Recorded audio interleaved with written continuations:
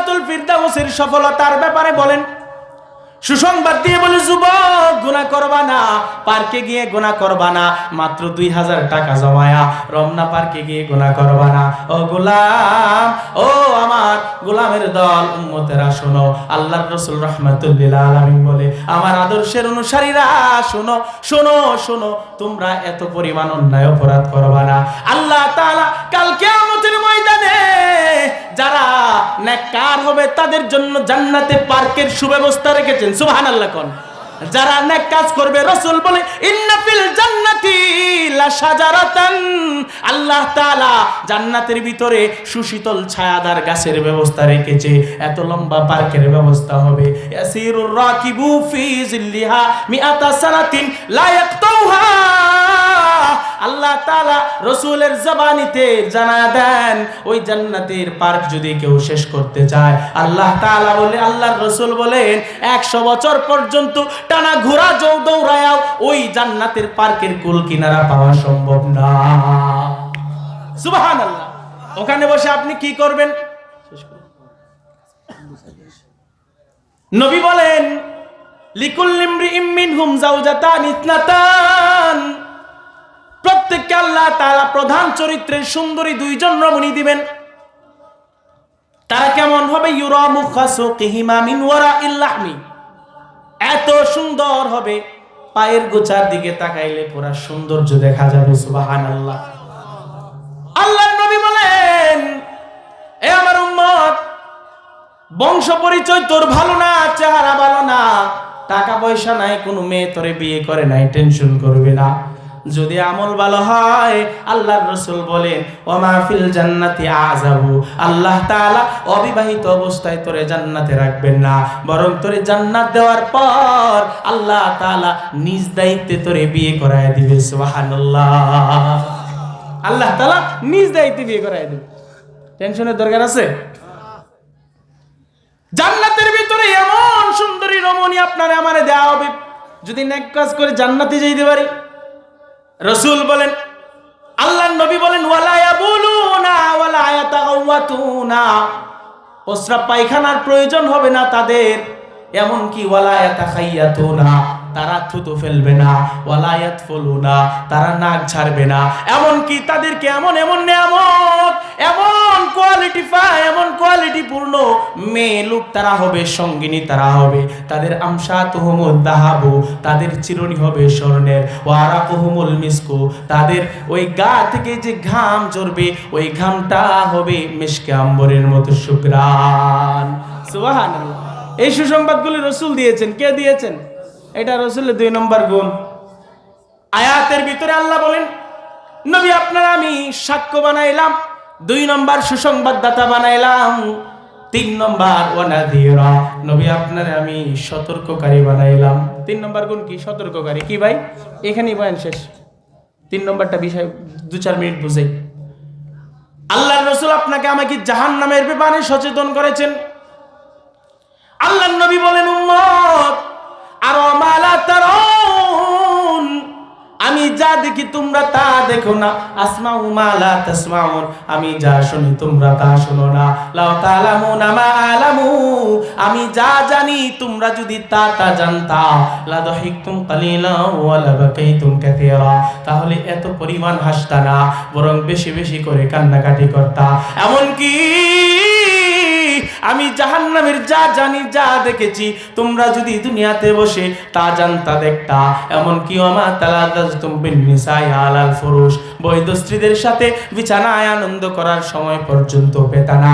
আল্লাহর নবী বলেন, এমন কি তোমাদের হালত কেমন হতো, লা খারাজতুম ইলা সুদাত, আল্লাহর নবী বলে তোমরা পথে প্রান্তরে বের হয়ে যেতা, পথে প্রান্তরে বের হইয়া তাজআরুনা ইলাল্লাহ, আল্লাহকে পাওয়ার জন্য আকুতি মিনতি করতেন। সুবহানাল্লাহ।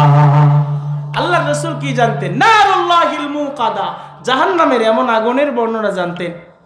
দুনিয়ার আগুন আপনার হাতে লাগলে কলিজায় আসতে ঘন্টা খানেক সময়ের দরকার, পায়ে লাগলে 1 ঘন্টার ব্যবধানে কলিজায় আসবে, পুড়তে পুড়তে কলিজায় আসে। আল্লাহ বলেন, না না না, আমার গোলামেরা শোন, নারুল্লাহিল মুকাদাতুল্লাতী তাত্তালিউ আলাল আফইদা ইন্নাহা আলাইহিম মুসাদাতুন ফি আমাদিম মুমাদ্দাদা। আল্লাহ বলে জাহান্নামের আগুন এমন, নারুল্লাহিল মুকাদা এমন আগুন যেটা প্রজ্বলিত অবস্থায় আছে, তাত্তালিউ আলাল আফইদা সর্বপ্রথম কলিজার মধ্যে অ্যাটাক করবে জাহান্নামের আগুনটা। এমন কি যদি কলিজায় অ্যাটাক করে এইটুকুই নয়, আল্লাহ বলেন নারুল্লাহিল মুকাদাতুল্লাতী তাত্তালিউ আলাল আফইদা ইন্নাহা আলাইহিম, সেটা এমন ভাবে আছে, বেষ্টিত অবস্থায় আছে সেই আগুনটা, বেষ্টিত অবস্থায় সেখানে বান্দাদেরকে পোড়ানো হবে। যে যত গুনাহগার, আল্লাহ বলে বেষ্টিত আগুনের ভিতরেই শুধু পোড়ানো হবে না, বরং ফি আমাদিম মুমাদ্দাদা সেই আগুনের ভিতরে বেষ্টিত অবস্থার জায়গার ভিতরে লম্বা খুঁটির মধ্যে বেঁধে বেঁধে তারে পোড়ানো হবে। নাউযুবিল্লাহি মিন যালিক। এই হলো জাহান্নামের বর্ণনা। বাজান, এই জন্য জাহান্নাম কঠিন জায়গা। জাহান্নাম থেকে বাঁচার ব্যাপারে সতর্ক কে করছে? রাসূল আরবি সাল্লাল্লাহু আলাইহি ওয়াসাল্লাম। বয়ান শেষ। প্রথম পয়েন্ট কি ছিল বলেন? নবীজি সাক্ষ্যদাতা। নবীজি কি? সাক্ষ্যদাতা। 2 নম্বর পয়েন্ট কি? মাশাআল্লাহ, সচেতন শ্রোতা। 3 নম্বর পয়েন্ট কি? সতর্ক। রাসূল কি? মোহতারাম হাজিরিন, 3 নম্বর পয়েন্ট কি? রাসূল সতর্ককারী। হ্যাঁ, এই হইল তিনটা বিষয় আপনাদেরকে বললাম। আপনাদের পায়ে হাতে ধরে একটা বিষয় বলা যায়, বাজান যদি নাজাত চান, আল্লাহ তাআলা রহমতের দরকার আছে না নাই বলেন? জোরে বলেন, আছে না নাই? আল্লাহর রহমত যদি আল্লাহর কাছ থেকে পেতে চান, সবচাইতে উত্তম তরিকা এবং পন্থা হলো 5 ওয়াক্ত সালাত আদায় করা। ঠিক কি না? যার নামাজ নাই তার ঈমান নাই, যার ঈমান নাই তার জান্নাত নাই, যার জান্নাত নাই তার আসলে কিচ্ছু নাই। জান্নাতে যদি না যাওয়া যায়, তাহলে আসমানওয়ালাকে দেখার কোনো ব্যবস্থা নাই। জান্নাতে যদি না যাওয়া যায়, আপনার আমার মাসুক মুহাম্মদুর রাসূলুল্লাহকে দেখার ব্যবস্থা নাই। এই জন্য নামাজ ধরবেন তো ইনশাআল্লাহ। নবীর শেষ দিকের নসিহত ছিল আস-সালাত আস-সালাত ওয়া মা মালাকাত আইমানুকুম। হে আমার উম্মতেরা, নামাজ ধরো, নামাজ ধরো। আস-সালাত মানে খুজিস সালাত, নামাজ ধর, আর তোদের অধীনস্থ যারা আছে তাদের সাথে ভালো আচরণ কর। এই জন্য নামাজ ধরবেন তো, ছোটদের সাথে ভালো আচরণ করবেন তো। আল্লাহ তাআলা তৌফিক দান করুন, আমিন। মুহতারাম হাজিরিন, এই একটা মাদ্রাসা, আপনারা চিনেন না মাদ্রাসাটা? এখানে আপনারা নুসরত করবেন। নুসরত করা মানে কি জানেন? সহযোগিতা করা। সহযোগিতা করার প্রথম সূরত হইল আপনার সন্তানকে দিবেন। আপনারা আস্থাভাজন ডাক্তার খুঁজেন না? আমরা অনেকেই চিকিৎসা করতে করতে ব্যর্থ হইয়া ভালো ডাক্তার খুঁজি না? আস্থাভাজন ডাক্তার খুঁজি, আস্থাভাজন উকিল খুঁজি, জজ সাহেব খুঁজি। হাইকোর্টে যাই, জেলা কোর্টে কাম হয় না, হাইকোর্ট থেকে ভালো জজের মাধ্যমে, উকিলের মাধ্যমে কাজ করায়। আছে না নাই? মেম্বার দিয়ে কাম হয় না, চেয়ারম্যান হয় না, এমপি সাহেবের কাছে যায়। ভাই, আপনাদেরকে একটা বিষয় বলি, ডাক্তারের মধ্যে যেরকম অনেক ডাক্তার আছে ভেজাল আবার সঠিক, দুটাই আছে না নাই? আমাদের ওলামাদের মধ্যেও এরকম 2 প্রকার আছে না নাই? প্রতিষ্ঠান করলেই যে প্রতিষ্ঠান ভালো তরিকায় চলে সেটা না। আগে আপনার ডাক্তার তো ভালো হইতে হবে, তাইলে না চেম্বারে রোগী সুস্থ হবে। ঠিক কিনা বলেন? এই যে ইব্রাহিম খলিল ভাই, উনি কিন্তু আমারে বলে নাই যে আমার বিষয় একটু কইেন, কোনোদিন বলে নাই। আমি আপনাদেরকে পরিচয় করায়া দিই। আপনারা তো লোক চিনেন না আসলে, সব মাদ্রাসা খুলে ফেলছে, কোন রকম ব অক্ষর, সি অক্ষর, আই অক্ষর ফইরা মাদ্রাসা খুলছে। আপনি তো মনে করতেছেন ওই বেটা তো এর থেকে আরো স্মার্ট, তো সহজ সরল ডোলা ডালা জুব্বা পড়ছে। আপনি মনে করবেন এরকম। এই লোক আপনার জামিয়া রহমানিয়া আরাবিয়া মামুনুল হক সাহেবের মাদ্রাসা ইফতা পড়া মুফতি হয়েছে। আলহামদুলিল্লাহ কর। এখানে ইফতা পড়া ভর্তি হওয়া যে কি কঠিন, এটা কোনো আলেমের কাছে জেগে যায় না। নিয়ে ভর্তি হওয়ার এই সুযোগ নেই। হাজার হাজার পোলাপান ঘুরে আসে চোখের পানি নিয়ে, সারা জিন্দিগির আশা ওখানে পড়বে, চান্স পায় না। হাজার হাজার পোলাপান থেকে মাত্র 12 জন সুযোগ পায়। কয়জন?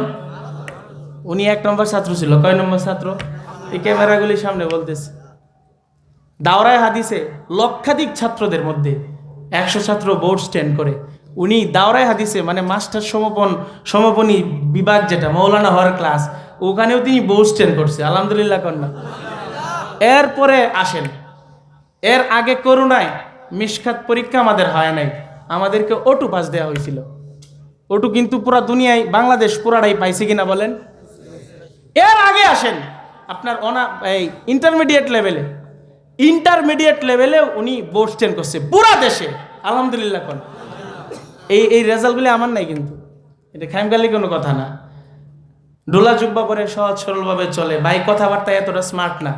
এই আছে না যে আপনারা পাম্পিং করে ফোলাই আলবো, এইগুলি তো জিন্দিগিতে করতে দেখছি না, বুঝছেন। এমনকি আপনার আরো পরের মারহালায় আসেন, ক্লাস 8 লেভেলে। এখন 8-এ কিন্তু স্কুলে পরীক্ষা নাই, 10-এ চলে গেছে, ঠিক না? কিন্তু মাদ্রাসার লাইনে এখনো 8-এ পরীক্ষা আছে, কমই মাদ্রাসা। ক্লাস 8 লেভেলে আপনার নাহভেমিরেও উনি বোর্ড স্ট্যান্ড করছে। আলহামদুলিল্লাহ কর। যতগুলি ক্লাস 5-এও তিনি বোর্ড স্ট্যান্ড করছে, আশ্চর্যের বিষয়। মাগার হিফসখানা তো বোর্ড স্ট্যান্ড করছে, বুঝলাম না তা আল্লাহ কি দিছে। এমনকি পুরা মামুনুল হক সাহেবের মাদ্রাসায় পুরা মেধাবীদের তালিকায় উনি ছিল। পুরা জামাতের আমাদের 97 জন ছাত্র ভাই ছিলাম, তাদের মধ্যে উনি আমির ছিল। আমির মানে বলতে আপনার ক্লাস ক্যাপ্টেন। আমাদের বড় প্রতিষ্ঠান যেখানে মেধাবীদের আনাগোনা, এনে দুর্বল কেউ চান্স ছিল না আসলে। ওই প্রতিষ্ঠানে উনি আমিরত্ব দায়িত্ব পালন করা মানে উস্তাদের মতো আমরা তারে শ্রদ্ধা করতাম। মানে আমির সাহেব যেটা বলছে হুজুর ওইটাই মানবে, আপনি যতই কান্দেন কাম হইব না। ক্যাপ্টেন যেটা বলছে ওইটাই। এই জন্য ভাই একটা মাদ্রাসা করছে, উনি ক্যাম্পাসার টাইপের লোক না। অনেকে আছে এই যে কইলাম না ব ক ল করে MIBCD পইরা কোন রকম মাদ্রাসা দিয়ে দিছে। আমি তাদেরকে ছোট করতেছি না, কাউকে তো মিন করতেছি না, কারোর নাম তো নিচ্ছি না। সমস্ত প্রতিষ্ঠানকে সহযোগিতা করবেন, কিন্তু আপনার বাচ্চার চিকিৎসা কোথায় করবেন? আপনার বাচ্চারে কার কাছে নিলে আপনি সার্বিক নিরাপদ মনে করবেন? পড়াশোনা, আখলাক, আমল, চরিত্র, নামাজ, ইবাদত সব দিকে। এটা আপনার এখানে কিছু জায়গার মধ্যে স্কয়ার 1-2 কিলোর মধ্যে আমি মনে করি আপনারা এই মাহাদুল কোরআন ওয়াস সুন্নাহ একটা আস্থার জায়গা পাইছেন। আলহামদুলিল্লাহ কোন এই মাদ্রাসায় নির্ভয়ে এই রমজানে ছাত্র ভর্তি করে দেন। আজকে জানুয়ারির 17 তারিখ, এই জানুয়ারি সেশনে ভর্তি নিচ্ছে, ভর্তি করে দেন। ইংরেজি শিখবে, বাংলা শিখবে। যে মেধাবী তার কাছে সব কিছুই আছে, ঠিক না?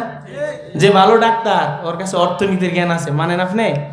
যে ভালো ব্যবসায়ী জ্ঞানী তার কাছে ও জমিনের মাপ বুঝে, ভালো মাটি কাটার মাপ বুঝে, রাস্তার মাপ বুঝে, সব বুঝে। আর যে বুকা তো বুকাই। এই জন্য এই প্রতিষ্ঠানের প্রতি আপনারা মায়ার নজর দিবেন তো ইনশাআল্লাহ। ভাই আমাদের এখানে ওরকম প্রফেশনাল কালেকশন হয় নাই। একটা রুমাল ছাড়লে আপনারা নারাজ হবেন? হ্যাঁ, সবাই সহযোগিতা করবেন তো? এখানে কেউ আছে? নিচে কেউ আছে রুমাল নিয়ে? আছে, তাহলে দাঁড়ান, রুমাল নিয়ে দাঁড়ান। 2টা রুমাল, এই দিকে একজন যান, এইদিকে একজন। ভাই দাঁড়ান, স্থানীয়দের মধ্যে একজন দাঁড়ান, যার রুমাল আছে। লজ্জা পায়েন না, কষ্ট পায়েন না, দোয়া হবে, দোয়া করে দিব।